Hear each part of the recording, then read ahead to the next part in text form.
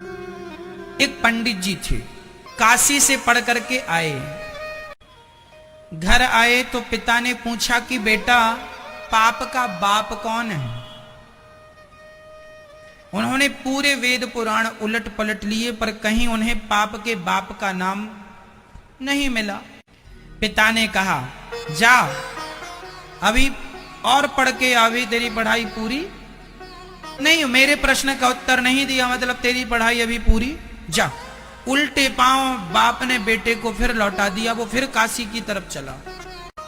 बड़े बड़े विद्वानों से पूछा भैया बताओ पाप का बाप कौन है, ये कौन से ग्रंथ में मिलेगा, कहां लिखा है कि पाप का बाप कौन है, मैंने तो कहीं नहीं पढ़ा। बड़े बड़े ज्ञानी योगी ध्यानियों के पास गया पर कोई जवाब ना दे सका कि पाप का बाप कौन है। वो बालक थक गया। एक सुंदर सा घर था, उस दरवाजे में खड़ा होकर मांगता है पानी। भैया क्या पानी मिलेगा? तो अंदर से एक सुंदर सी महिला सज धज करके श्रृंगार करके पानी चांदी की गिलास में पानी लेकर आई। कहा लो पंडित जी पानी पी लो। पंडित जी बहुत थके थे, वह बालक थका था और पानी गट गट गट गट करके पी लिया। और जब पानी पिया तो पूछा कि ये घर किसका है? तो उसने कहा ये घर वैश्या का है, इस घर में वैश्या रहती है। अब पंडित जी अपना पानी बाहर निकालने लगे। निकल पानी, वैश्या का पानी मैंने पी लिया।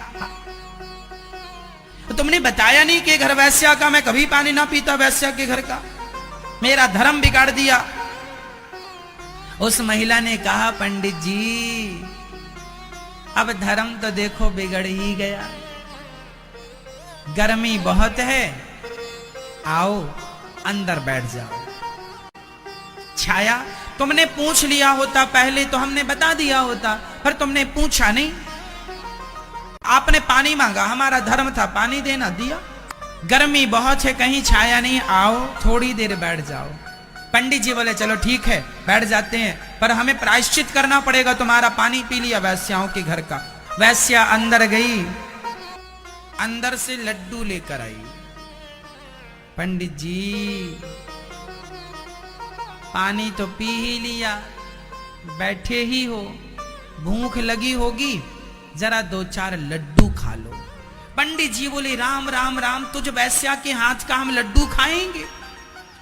वैश्या ने सोने का एक सिक्का रख दिया। अच्छा एक काम करो, एक लड्डू खाओ, एक सिक्का देंगे। जब आप पानी पी ही चुके हैं और पानी का प्रायश्चित करेंगे तो लगे हाथ लड्डू का भी कर लेना। और ये जो सोने का सिक्का है ना, पैसा, ये आपके रास्ते में आपको बहुत काम करेगा। पर ये बताओ आप जा कहां रहे हो? हम काशी जा रहे हैं। क्यों? हमें पता लगाना है कि पाप का बाप कौन है।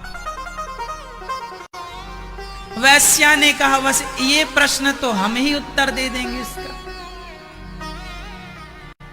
उसे बड़ा आश्चर्य हुआ कि बड़े बड़े ज्ञानी तो बता ना सके कि पाप का बाप कौन है। ये वैश्या कहती हम उत्तर देंगे। वैश्या ने कहा पहले लड्डू खाओ। पंडित जी को लगा सोने की एक मोहर मिल जाएगी तो कुछ किराया भाड़ा का काम बंदोबस्त हो जाएगा। एक लड्डू खा लिया। वैश्या ने तुरंत एक सिक्का रख दिया। वैश्या ने कहा अब एक और खा लो। पंडित जी ने कहा एक खा लिया बहुत है, अब इसी का प्रायश्चित करना पड़ेगा। नहीं तुम्हारे हाथ का नहीं खाएंगे, तुम वैश्या हो। अरे महाराज गुस्सा काहे को होते हैं, एक लड्डू पर 2 मोहरे हैं। पंडित जी बोले एक पे 2 है, कोई बात नहीं, प्रायश्चित कर लेंगे, चलो ला। एक और खा लिया। वैश्या ने तीसरा पकड़ाया, तीसरा लड्डू खाओ। उसने कहा ना 2 बहुत हो गए, गंगा जाके पानी गंगा जी में खड़ा होकर के गायत्री जप करूंगा तब कहीं जाके तुम्हारे पाप से मुक्ति मिलेगी। अब जब करना तो तीसरा भी खा लो, इसमें 3 मोहरें मिलेंगी।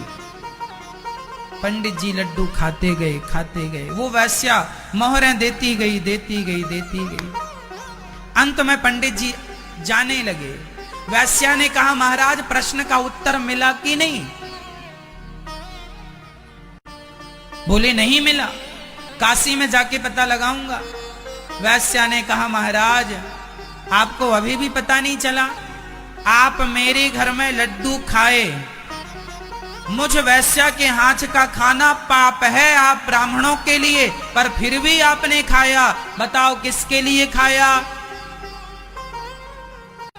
मोहरों के लिए। मोहरें क्यों चाहिए? क्योंकि अंदर लोभ जाग गया। पंडित जी लोभ ना जागता तो आप मुझ वैश्या के लड्डू कभी ना खाते। आप पाप तभी करते हैं जब आपके अंदर लोभ जागता है, इसलिए पाप का बाप लोभ। ये वैश्या ने ज्ञान दिया, पंडित जी उसके चरणों में गिर पड़े। माता धन्य हो तुमने हमारी आंखें खोल दी, सच्ची कहा तुमने, तुम्हारे लोभ पर हम, भले तुम वैश्या हो पर तुमने हमें वो सिखाया कि बड़े बड़े ज्ञानियों ने भी हमें वो शिक्षा ना दी। अंत में घर गए, उन्होंने पिता से कहा पाप का बाप लोभ है। पिता ने हृदय से लगाया। कहने का तात्पर्य यह है कि आप कभी लोभ ना करिए,